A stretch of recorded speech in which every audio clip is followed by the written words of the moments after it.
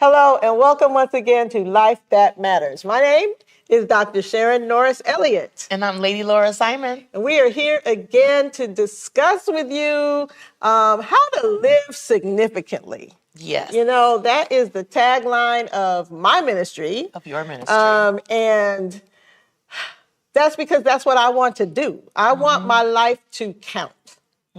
All right. And so I want to live significantly. I want to live like it matters. Yeah. I've been talking about I want my life I've been to talking matter. about life that matters. I've been talking about something that matters for a long time. A long time. Way before it was popular. Yes, way before it was popular. To matter. Yeah, life that matters. Way before. Way before. Yeah. And so we talk here about our lives. We are just, two women who just love Jesus. Love the Lord. And we love each other. We're good friends. And we are involved in church. And we're involved in life. Right? Because writing is life, girl. Writing is life. Raising kids is life. Being a wife is life. Raising your older parents is life. Okay, all of that. And now that Laura has entered her 60s, congratulations. Welcome over. Welcome over. I'm coming over. I got a few more days, but a few more days. Not by the time this show airs. Yeah. Oh, yeah, that's true. I will be. Oh, wow. I will be the new 40. Let's see. Richard's going to be 40. He's got to weigh, though. Okay. So, yeah, the new 40, the new 50, the new 50. We're deciding. Okay. And we are 60-sational. 60-sational. That's right. I like that. 60. That's good. Yeah. 60-sational. Yeah. Okay, I like that. Yeah, I already have that reserved. So, okay. Yeah, don't be trying to go get it. 60-sational. 60-sational because soon, see, I'll be 70-sational. So anyway, that's what we're talking about. Yes. We talk about the stuff we know. And that's in here. Right. Girl, it's in here. It's in the Word. It's in our lives. And you can apply it to your life. Yeah. And so, see, rather than you getting to be these ages and then trying to figure it out, we're going to talk it through. We're going to talk it through. We're going to talk it through. Yeah. Yes. Now, I don't know if you have been watching Facebook or Instagram. But I'm on all of them. But there's a lady on there. I think her name is Melanie. Melanie. The I Just Don't Care Club. Oh, yes. Oh, yes. I love her. We don't care. We don't care. I love her. Yes, I do too. For the menopause. I don't care. Premenopause, menopause. Yes. Perimenopause, premenopause, postmenopause. Okay. Here we go. So we're kind of talking to that group. Yes. But those of you who are not there yet, you're going to get there. Smart, you'll start listening. Listen now. You'll start listening now. Listen now. Right. And those of you who are older, right, your 70s, 80s, 90s, please talk to us. Yes. Let us know some stuff. Yes. Right? Because we're learning as we go. Yes. Right? As Bishop Bills used to say, about this network, right? He's building the plane as he's flying it, right? As he's flying. So building as he's flying. We are as we fly through these 60s and 70s, right? Our lives ought to count, right? The past lives, they count it, whether you know it or not, right? Because if nothing else, you learned a lot. And you have become wiser, right? From some of the mistakes. If you didn't make the mistakes, hopefully you're not arrogant about that. Yeah. Right? Please don't be. Because some of us did okay. Some of us. And that was just because you were lucky. And you did okay. Grace. You did okay and you're living in grace, but some of it you did okay on some things because you was beat down in others. Okay, right. So nobody don't get it twisted. Unsaved. Yeah, don't say that. Don't be arrogant. Don't do it. Right. Don't the arrogant, do it. Older Christian woman is, let's see, for lack of a better word, stinks. Stinks. Yeah. Yeah. It's well, not that's pretty. why we're going to go pretty. back to having wild Women Wednesday. Oh. You know why? Because on that night, all the women got together from teenager, 18, we let them come, 18 to 92, because those 20 and 30-year-olds were talking to the 80 There you go. and 90-year-olds and some 60 and 70. And they were like, oh, Miss Laura, they were really enjoying it. Yes, and that's what we are supposed to do. We're supposed to do that. Right. So we've got to go back to that. Okay. So that's why I like being on the show with my girlfriend. Because I learned, talk about from you. And and I just have to say also, because I love him, I got to talk about our producer, director, manager, because he keeps us grounded because he's so much younger. And whenever I just need anything, this is for true. This is for free. Whenever I'm feeling whatever, kind of down, I just remember him saying to me, I wasn't even born. I never forget that. So that's why I love being here. Try to keep it grounded. Keep it real. Right? Keep it real. And I remembered the word from the last show. Oh, we figured reinvent. Okay. Reinvent. So I'm reinventing. That's the last. So that's why we're 60-sational. 60-sational. Yes, I'm reinventing myself. As 60-sational women. Yes. Right? Yes. Don't tune us out if you are 50s, 40s, 30s, 20s. Sensational. Right? Sensational. Don't tune us out if you're 70s, 80s, 90s, 100s. Yeah. Ational. Don't. Right? Right. We want to gather the truth. And we have been talking about aging. And the good, the bad, all of that. The good, the bad, the aging. ugly. Mm-hmm. And so today's key verse is John 9:4. John 9:4. So we're going to start at the first verse in the chapter of John 9 and get down to verse 4 and 5. And you'll see, I'll explain why I've chosen that for today's discussion. All right. And as Jesus passed by, he saw a man which was blind from his birth. Mm-hmm. And his disciples asked him, saying, Master, who did sin, this man or his parents, that he was born blind? So, side note, in the mind of these disciples, if something was wrong with you, something caused it. Right.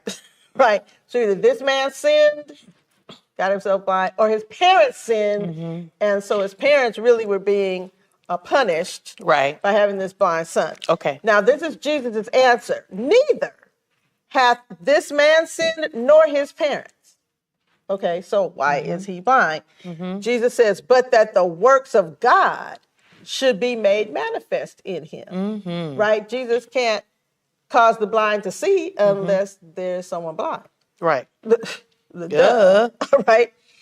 Now, then Jesus says, this is Jesus speaking, I must work the works of him that sent me while it is day. The night cometh when no man can work. And then verse 5 says, as long as I am in the world, I am the light of the world.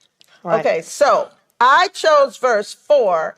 I must work the works of him that sent me while it is day.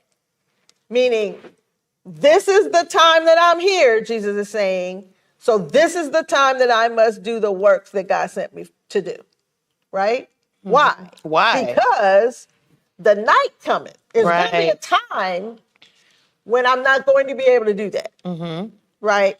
And he says, when no man, get that, not just him, but when no man can work. Because why? What happens at night? The lights go out. It's dark. Verse 5. It's dark. At nighttime, it's dark. Verse 5. As long as Jesus is around, he says, I am the light of the world. All right, so our sermon Sunday had Dr. Fred Campbell from up in Redwood City. Okay. He is actually our First Lady's dad. Okay. He preached Sunday, and he talked about how we, believers, are the reincarnation of Christ on the earth. That we need to take the church more seriously because of who we are. We are the representative of Jesus. We are. We are his reincarnation. We are him here until he comes back. Till he comes back. Right? And so, look at this verse. You. This is Jesus speaking, because Jesus lives in me, and I represent who he is. I am him. I must work the works of him who sent me now. Because there's going to come a time, and in our existence, we can look at there comes a time when we're going to die. And the light, Jesus is the light of the world. The light that shines through me, personally, is going to go out here. Here. Right?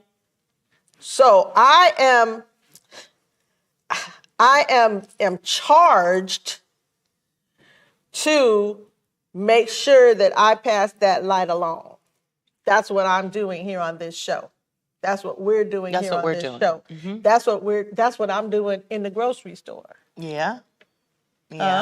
That's what I'm doing when I take my walks in the morning. That's what you are doing, even if you don't think you're in ministry right this moment. You are in ministry right that moment. Right? At every step of the way. Right?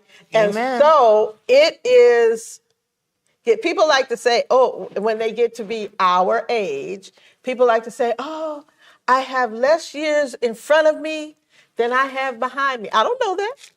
Yeah, you gotta stop saying that because you don't know that. I'm not you trying don't know to say that. You don't know that. I just read an article on Facebook about the oldest woman in the United States right now. Okay.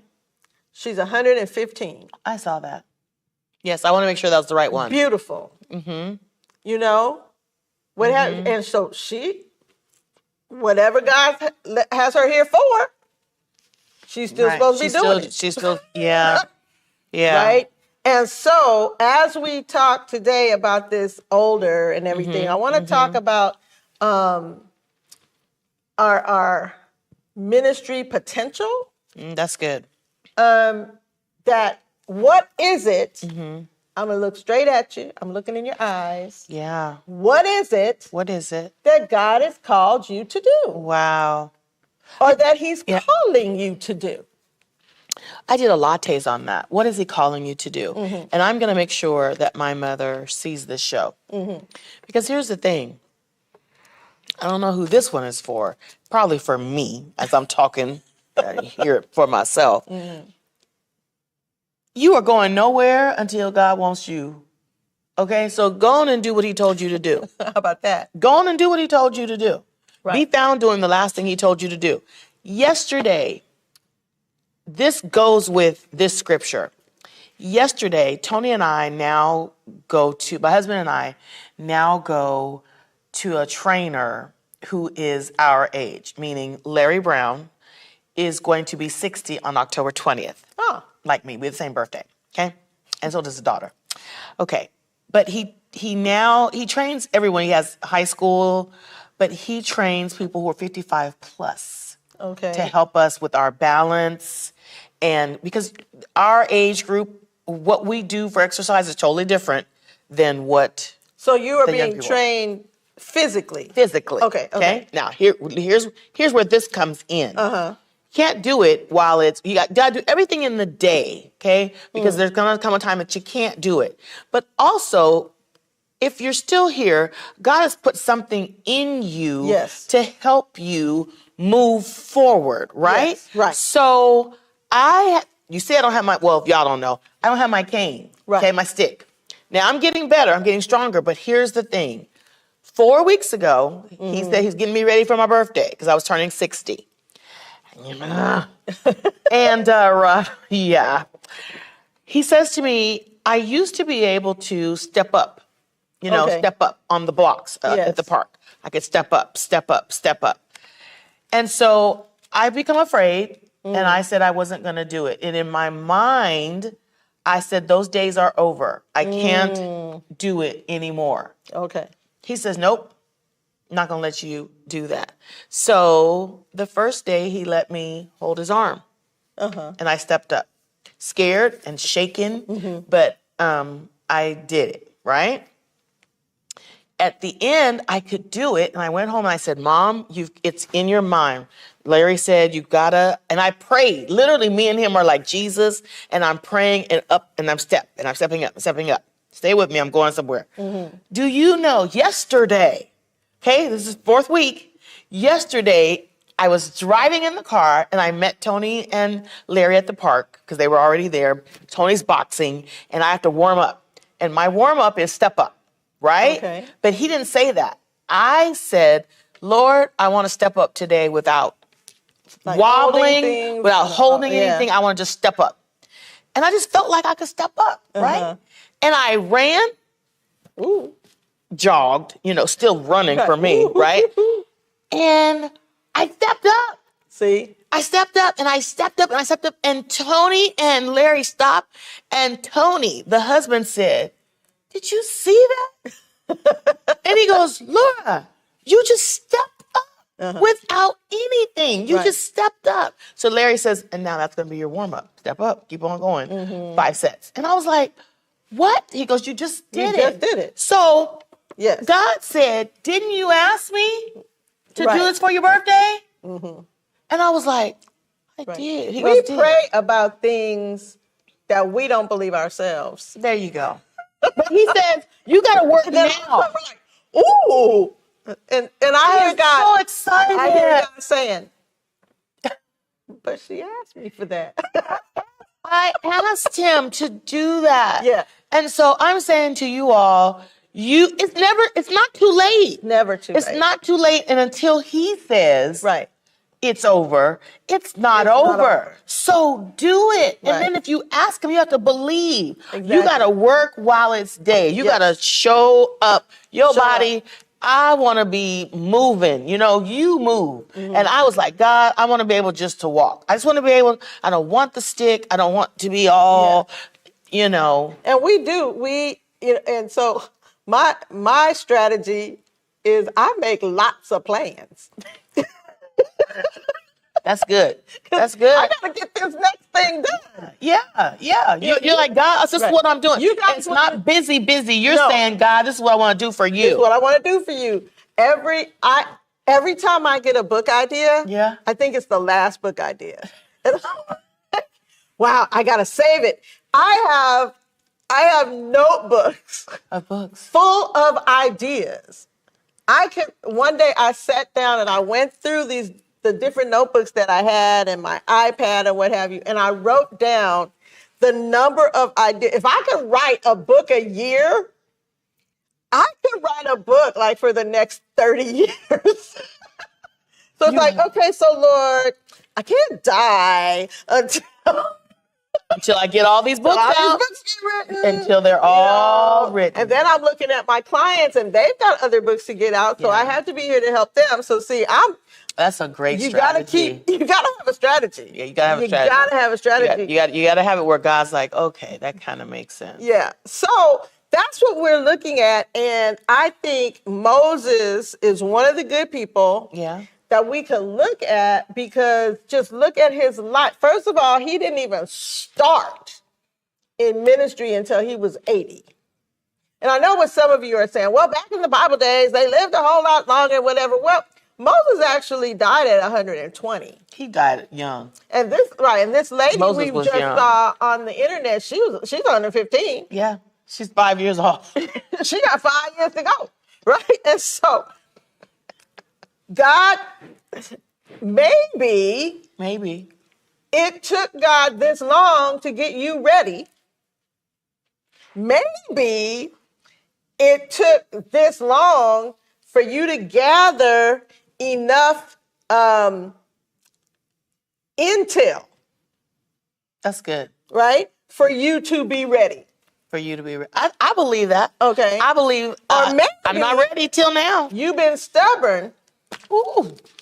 Till now. Till that. Maybe you've been stubborn and you just haven't done it. And you just haven't done it. But see, no one can do the things that God has called you to do the way you can do them. Say that again.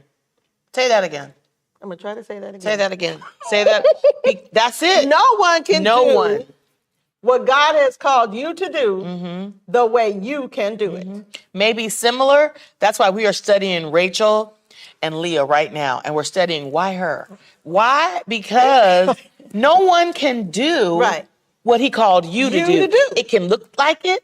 It can be similar, but it's not you. Just like we talked in our last show, we had an interview with my client, Jeff Randall, who is another author. Yes. He authored a great book. You got to show it. Steph's Cross. To get back to that story so that you could get his book. Yes. But he did something unusual to get in contact with me as an agent.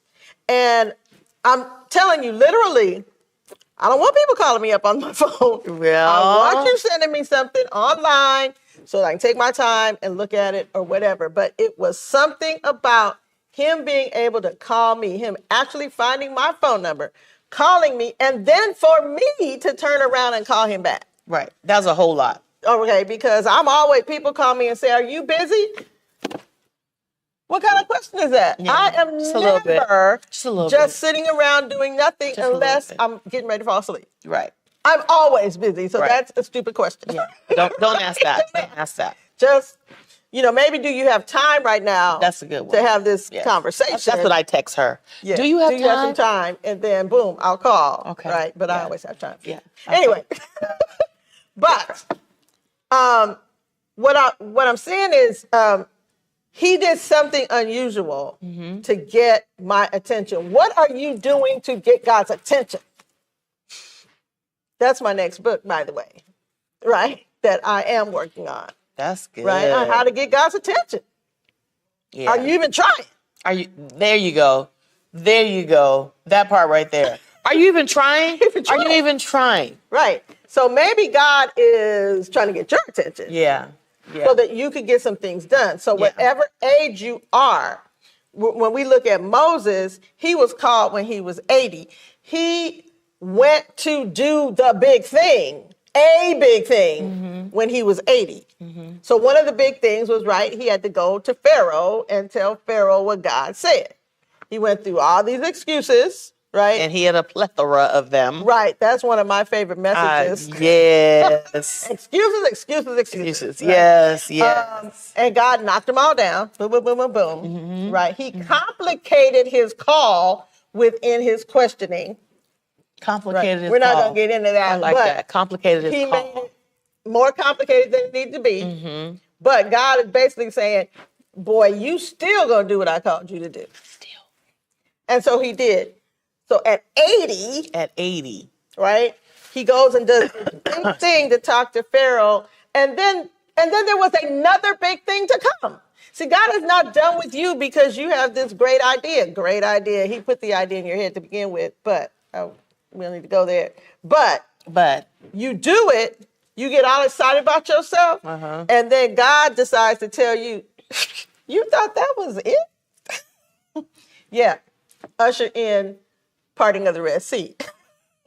Usher in leading 1 million plus people, right? 3 million plus, because remember, it was the women and children. On a 40-day journey, which ended up being a 40-year journey. 40 days. You see, God has plans. Excuse me. And you're his hands. That was, you made that right. Good. I got to write that one down. God has plans. And you're his hands. You're his hands. Yeah. So, but I have to carry around a stick or a cane, or I'm on a walker. Say that right there. I'm on a walker. Or I'm going to the restaurant. I'm in a wheelchair. Or I'm on a walker, and we're looking old. Or I walk more slowly. Stop it. Stop it. Stop it. God is not through with you yet. No. If you are still breathing, he is not done. I mean, even if you can't get out the house, do you know there's a thing that's called the World Wide Web? Do you know that people work remotely? There are things you can do. There are things you can do at your house. even if you can't get out your house. Even if you can't get out your house. You can sit there with a microphone and a camera that the cameras and the microphone are built in to the computer, and you all have a computer in your hand. And you can talk to the world. Well, how about that? How about that? Oh, my grandchildren don't call me. My parents say that. Phone works both ways. They got an iPhone, both of them. They don't have time to talk. Record it. Send it. Yes. It's not too late. It's not too late. What is God calling you to do? And you got to do it while you can. Yes, while it is day. While it's light. I mean, Moses even had the people he led complained about to him. His own siblings talked about him. His own.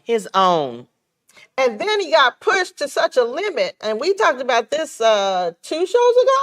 Yeah. 2 or 3 shows ago. He got pushed to such a limit that he let his guard down and jacked up right at the end. He still went to heaven, but he missed out on something else he could have had on the earth. Yep, he missed the promised land. On what God has planned for you. We're going to talk about that some more. Okay. In the next show. Okay. But I plead with you, I beseech you, therefore, my brother, by the mercies of God, that you present your body a living sacrifice, holy, acceptable unto him, which is your reasonable service. Girl, go. Come on now. And don't be conformed to the world, be transformed. Yes. By the renewing of your mind, so that you can prove what is that good and acceptable and perfect will of God. Be with us next time. We're going to continue to talk about that. My name is Dr. Sharon Norris Elliott. I'm Lady Laura Simon. So be with us.